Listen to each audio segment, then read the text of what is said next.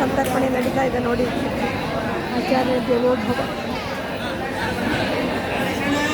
ಆಚಾರ್ಯ ನಿಂತು ಎಲ್ಲ ನೋಡ್ಕೋತಾ ಇದ್ದಾರೆ. ವೀಕ್ಷಕರೇ ನೋಡಿ, ಸಾಕ್ಷಾತ್ ಅವರೇ ನಿಂತು ನೋಡ್ಕೋತಾ ಇದ್ದಾರೆ. ಇದು ಭಾಗ್ಯ, ಇದು ಭಾಗ್ಯ, ಇದು ಭಾಗ್ಯವಯ್ಯ.